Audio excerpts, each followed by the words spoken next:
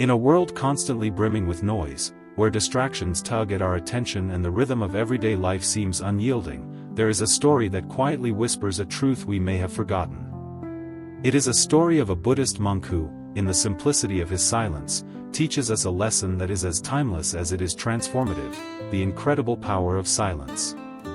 It begins with a profound teaching from the Buddha. He often spoke to his students about the tremendous power of words.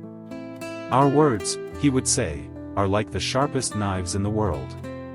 They can cut deeply, not just through the skin, but through the heart and mind.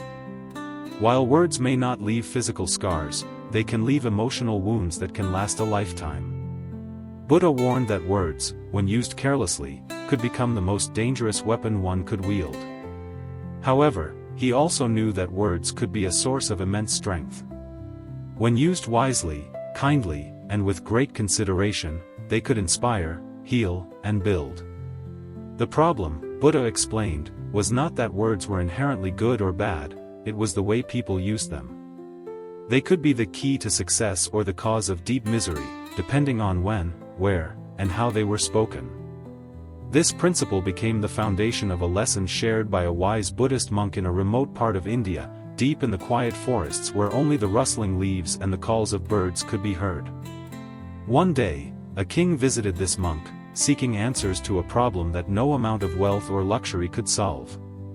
The king was a man who had everything one could desire: palaces, riches, and fame, but he was restless. Despite his vast empire, he felt an emptiness within himself, a sense of unease that no amount of indulgence could quiet. He would sit on his throne surrounded by his treasures and people, yet he could not find peace within his own heart. "Respected monk," the king confessed, "I am weary. I am constantly frustrated and upset. My mind races in 1,000 directions, and yet I feel as though something is missing. I have everything, but peace. I have all the wealth and fame, but I cannot find tranquility within myself.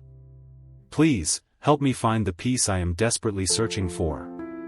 The monk listened patiently, his eyes serene and calm, unaffected by the king's desperate words.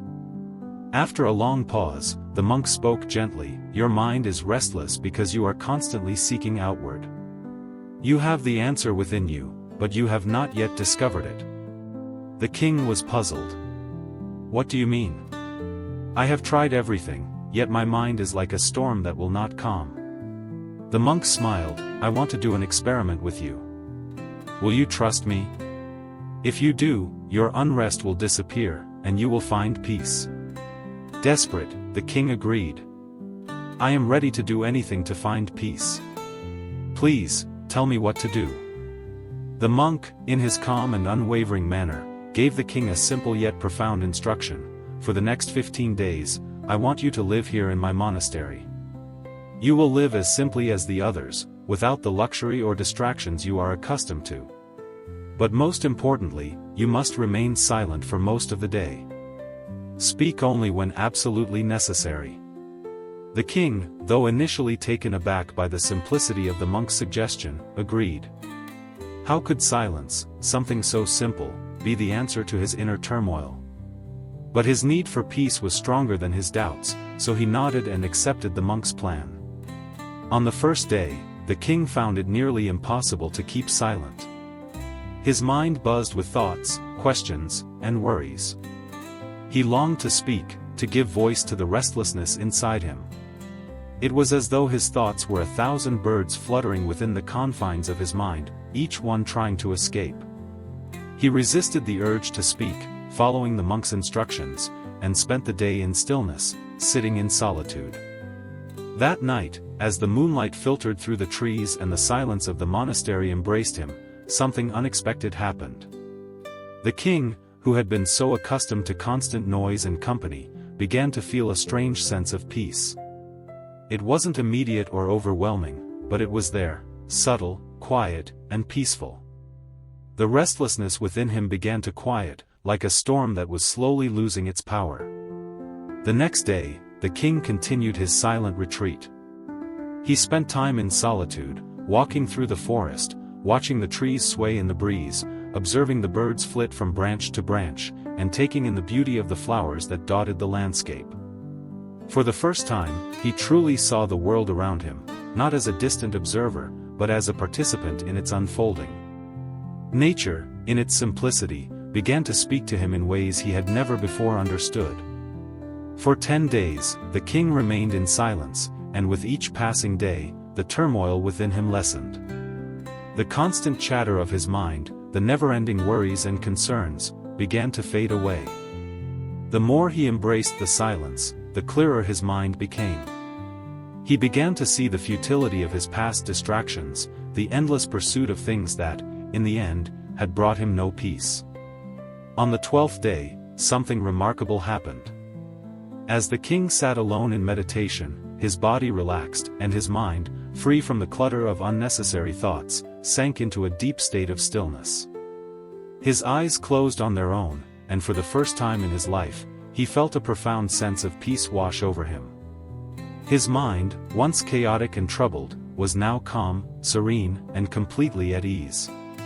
After spending the final 3 days in deep meditation, the king approached the monk. His face, once troubled and weary, now radiated with the calmness and clarity he had long sought. "Respected monk," the king said, his voice soft yet full of newfound understanding, "I have discovered something profound during these 15 days. I now understand the cause of my restless mind. I spoke too much, and I spent my energy on negative thoughts, often about others. I talked endlessly, thinking I could find solutions in my words, but I only created more noise in my life." He paused, reflecting on his journey. "All that talking and all those negative thoughts consumed my energy and wasted my time. I became distracted and unproductive, and as a result, I failed at everything I tried. The more I failed, the more my frustration grew, and my mind became more and more restless. But these last 15 days in silence have shown me the truth." The monk nodded, his eyes reflecting the depth of understanding. "You have discovered something most people never realize. When you speak too much, your mind becomes scattered. Your words lose their meaning, and they become the source of your suffering. But when you embrace silence, you find clarity. You connect with yourself, and only then can you truly hear the answers that lie within." The king smiled, his heart light and full of gratitude. "I now understand that we don't need to force meditation. It happens naturally when we allow ourselves to be still. Silence is not just the absence of sound, it is the gateway to self-discovery. When we quiet our minds, we can hear the truth of who we are." The monk shared one final story, a teaching that had been passed down from the Buddha himself. A student had once asked the Buddha why he remained silent so often. Buddha had replied simply, "I stay silent to dive deep within myself." Silence is the first step to truly knowing yourself. Without silence, self-discovery is impossible. The monk looked at the king with wise, knowing eyes. "You see, my friend, silence is not just the absence of words, it is the presence of awareness. It is the space in which we can truly hear our inner voice. Only when we learn to be silent can we find peace, and only then can we find wisdom." The monk continued, "In a world where noise is constant, where words are spoken carelessly and without thought, those who understand the value of silence are truly at peace. They are the ones who can remain calm, even in the midst of a storm. When you are silent, you connect with your deepest self, and that is where your true strength lies." As the days passed, the king returned to his kingdom, but he was no longer the same man. He had learned the importance of silence in a world that often speaks too much. He no longer felt the need to fill every moment with words. He understood that true wisdom came from listening, not just to others, but to himself. The king made it a habit to spend time in silence each day. He would sit quietly, listening to the stillness of his surroundings, allowing his thoughts to settle. He began to make better decisions, to approach his work with more focus, and to relate to others with greater compassion and understanding. And so, the king discovered the greatest treasure of all, not wealth, not fame, but peace. Peace that came not from external possessions, but from the quiet, unspoken connection with his own soul. In the end, it is not how much we speak that matters. It is how much we listen, both to the world around us and to the whispers of our own hearts. As the monk had taught, silence is the first step on the path to true self-awareness and peace. In silence, we find the clarity to speak when it matters, and the wisdom to remain silent when it is needed most. We live in a world full of noise, constant distractions, endless chatter, and an ever-increasing demand for our attention. Yet, it is in the quiet moments, the spaces between the words, that we can truly connect with ourselves. As the monk wisely said, look inward. For that is where true peace and happiness begin. So, take a moment each day to sit in silence. Disconnect from the noise, and reconnect with the essence of who you are. In that silence, you will find the answers you seek, and you will discover a peace that no words can ever express. This is the power of silence.